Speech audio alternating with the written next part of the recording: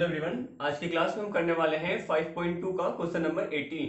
तो बच्चों ये है मेरा क्वेश्चन नंबर 18 और इस क्वेश्चन में हमें बोला गया है कि कोई एपी है जिसके चौथे पद और आठवें पद का योगफल जो है 24 है और छठे पद और 10वें पद का योगफल 44 है। ओके, अब फोर्थ टर्म और एट्थ टर्म का सम कितना है 24 और सिक्स टर्म और टेंथ टर्म का सम कितना है बच्चों 44। इसको हम देखो, ये भी स्टैंडर्ड फॉर्म में तो नहीं है ना, इसको हम क्या लिखेंगे, इस A4 को लिखेंगे हम A प्लस 3D और A8 को क्या लिखेंगे बच्चों, बोलो A plus 7D is equal to 24। और अब यहां देखते हैं A6 को क्या लिखेंगे A प्लस 5D और यहाँ A10 को क्या लिखेंगे A प्लस 9D बराबर 44। ओके, नाउ इसे हम अरेंज कर देते हैं। A प्लस A कितना हो जाएगा 2A plus 3D plus 7D कितना हो जाएगा बच्चों 10D इज इक्वल टू 24। एक और काम कर सकते हैं, हम क्या कर सकते हैं, यहां भी 2 है और यहां भी 2 छुपा हुआ है, तो हम क्या करेंगे 2 को निकाल लेंगे बाहर, कॉमन ले लेंगे। तो यहां पे 2 क्योंकि बाहर आ चुका है तो यहां क्या आएगा A प्लस 10 को क्या लिख सकते हैं हम 2 इंटू 5, तो 2 तो बाहर आ गया, यहां क्या बचेगा 5D इज इक्वल टू 24। अब 2 इधर है 24 इधर है, तो 2 से ये 24 कैंसिल हो जाएगा, कितने बार में 12 बार में, 12 टाइम्स में कैंसिल हो जाएगा बच्चों। तो मेरे पास फाइनल इक्वेशन क्या आया, मेरे पास फाइनल इक्वेशन आया A plus 5D is equal to 12। This is my final equation. अब बच्चों इसको देखते हैं, यहां पे भी सेम तरीके से क्या करेंगे, हम A प्लस A जोड़ देंगे 2A आ जाएगा, 2A plus 5D plus 9D कितना होगा 14D इज इक्वल टू 44। फिर क्या करेंगे बच्चों 2 कॉमन ले लेंगे, 2 कॉमन लेने के बाद क्या होगा A plus 7D is equal to 44। 2 से 44 कैंसिल हो जाएगा 22 टाइम्स में, तो A प्लस 7D कितना आ गया बच्चों 22, कितना आ गया बच्चों 22। अब हम क्या करेंगे, ये मेरा फर्स्ट इक्वेशन है और ये मेरा सेकंड इक्वेशन है। देखो मुझे क्वेश्चन में क्या कहा था, मुझे कहा था फाइंड इट्स फर्स्ट 3 टर्म्स, मतलब इस एपी के पहले 3 पद ज्ञात करो। तो मतलब मुझे क्या चाहिए, ए चाहिए और डी चाहिए। जब मुझे मिल जाएगा तो मैं आसानी से क्या कर सकता हूं बच्चों 3 टर्म्स फाइंड कर सकता हूं। तो फिलहाल अब हम क्या करेंगे, इसको देखेंगे और बोलेंगे from equation 1, from equation first क्या होगा बच्चों A प्लस 5D बराबर है किसके 12 के। तो यहां से मैं लिख सकता हूं A बराबर कितना 12 माइनस 5D, तो A कितना आ गया बच्चों 12 माइनस 5D। अब मैं इस A के वैल्यू को कहां पुट कर दूंगा, कहां पुट करूंगा बच्चों सेकंड वाले इक्वेशन में। तो सेकंड इक्वेशन में पास क्या था A plus 7D is equal to 22। मैं A की जगह क्या पुट करूंगा बच्चों 12 minus 5D plus 7D is equal to 22।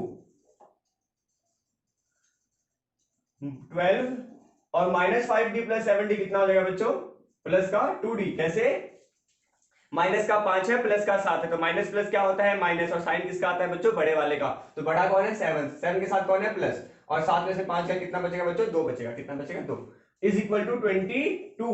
2D को यहीं छोड़ दो बच्चों और 22 के पास 12 को ले जाओ तो 2D आ जाएगा कितना, और स्पेस देखो जो ध्यान से इस क्वेश्चन को समझ लो यार, ये स्पेस ऑक्यूपाई नहीं हो पा रहा यहाँ पे। अब बच्चों 2D बराबर कितना आ गया 22 माइनस 12, तो 2D कितना 10 के बराबर और D कितना आ गया, D आ गया 5। अभी मुझे क्या चाहिए बच्चों A चाहिए, क्या चाहिए A, तो मुझे पता है A बराबर क्या है 12 माइनस 5D, तो A बराबर 12 माइनस 5 इंटू D कितना है 5, तो A बराबर कितना आएगा बच्चों 12 माइनस 25, तो बच्चों A कितना आ गया 13, A कितना आ गया बच्चों 13, वो भी किसका माइनस का, किसका बच्चों माइनस का, 12 माइनस 25 कितना आएगा 13 माइनस का।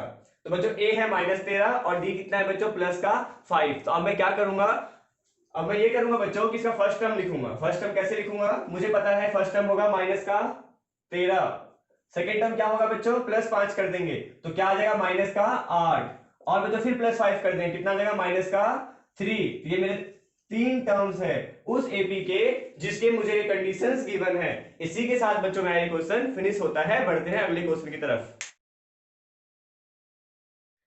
तो बच्चों मेरा अगला क्वेश्चन है क्वेश्चन नंबर 19 और इस क्वेश्चन में बात की जा रही है सुब्बा राव की, जिसकी 1995 में सैलरी थी 5000 रुपए, और बच्चों हमसे पूछा गया है बताओ किस साल उसकी सैलरी 7000 रुपए हो जाएगी। मतलब बच्चों हमें क्या कंडीशन दे रखा है, एक और बात बच्चों, हमें बोला गया है कि हर साल उसकी सैलरी में 200 रुपए का इंक्रीमेंट हो जाता है। मतलब यदि उसे पहले साल में हर महीने 5,000 रुपए सैलरी मिल रही होगी, तो अगले साल मतलब 1996 में उसे हर महीने 5200 रुपए मिलेंगे। तो हमसे पूछा गया है ऐसे हर साल बढ़ता गया बढ़ता गया बढ़ता गया, तो बताओ वो कौन सा साल होगा जब उसकी सैलरी, मासिक सैलरी, मंथली सैलरी कितनी होगी? 7000। तो बच्चों मेरे पास ए गिवन है 5000, डी गिवन है बच्चों 200, एन बच्चों नहीं पता, और बच्चों हमें एन गिवन है 7000। अब आप लोग इतने समझदार तो हो ही कि आप आसानी से फाइंड आउट कर सकते हो कि सुब्बा राव की सैलरी कितने साल में, कितने साल बाद 7000 हुई होगी।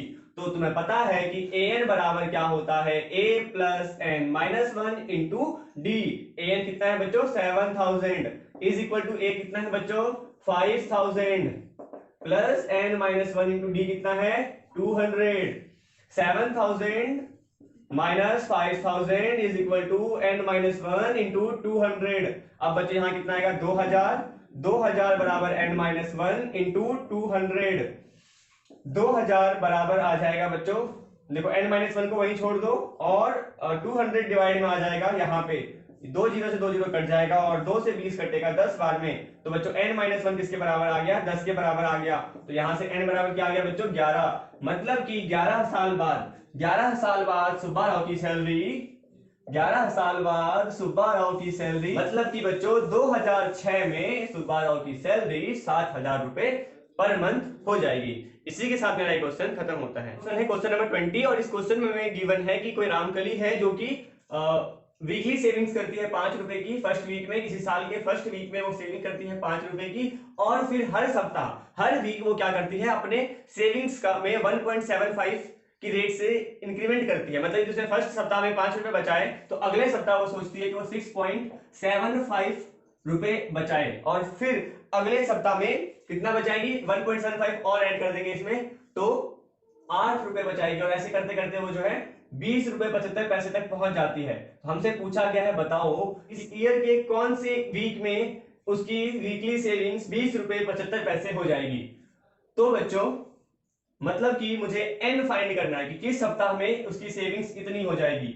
मुझे a गिवन है कितना है? 5, d गिवन है 1.75 और an गिवन है 20 रुपीज 75 पैसे।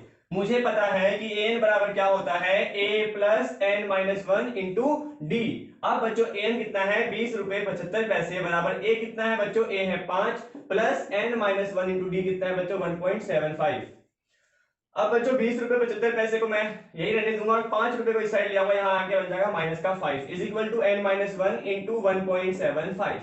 माइनस कर देंगे बच्चों, यहां आ जाएगा 15.75 is equal to N minus 1, और बच्चों जो गुना में 1.75 है वो यहां आ जाएगा डिवाइड में।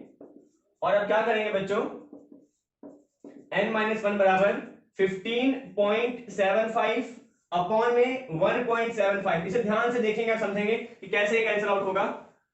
सो बेसिकली यहाँ पे 15.75 है और अपॉन में 1.75 है। पॉइंट को इधर ले जाएंगे तो ऊपर कितने जीरो लेंगे? 100 से गुना हो जाएगा, यहाँ से पॉइंट हटाएंगे नीचे 100 लिख देंगे। ये बात तुम्हें आती होगी आई थिंक, कि यहाँ से पॉइंट के बाद 2 डिजिट से इसलिए ऊपर लेंगे पॉइंट को 100 लगा दिया, यहाँ पे पॉइंट के बाद 2 डिजिट से इसलिए पॉइंट को नीचे ले आए 100 लगा दिया, 100 से 100 कैंसिल आउट हो गया। 175 बच्चों 9 बार में कैंसिल हो जाएगा 1575 में। विश्वास नहीं होता तो गुना करके देख लो, गुना करके देख लो। 5 9 45 5 कैरी 4 9 7 63 63 4 67 7 7 1575 तो कितना आ गया बच्चों? 9। तो n माइनस 1 किसके बराबर आ गया बच्चों? 9 के बराबर आ गया। n कितना आ गया? 10। मतलब कि 10वें सप्ताह में उसकी वीकली सेविंग्स कितनी हो जाएगी बच्चों? 20 रुपीज 75 पैसे। ठीक है, एक और बात बच्चों ध्यान से समझना, ये है कि वो उस सप्ताह में कितना बचाई है, उस सप्ताह में कितना सेव की है, 20 रुपए 75 पैसे। ये नहीं हमसे पूछा गया है कि टोटल कितना बचाया है, नहीं नहीं, टोटल के बारे में जब हम जोड़ने की बात करेंगे वो हम करेंगे 5.3 में, यहाँ 5.2 चल रहा है। इसमें हमसे ये पूछा गया है बस कि बताओ किस वीक में उसकी सेविंग 20 रुपए 75 पैसे हुई होगी। तो 10वें सप्ताह में उसकी सेविंग कितनी हुई होगी बच्चों? 20 रुपए 75 पैसे। इसी के साथ मेरा क्वेश्चन फिनिश।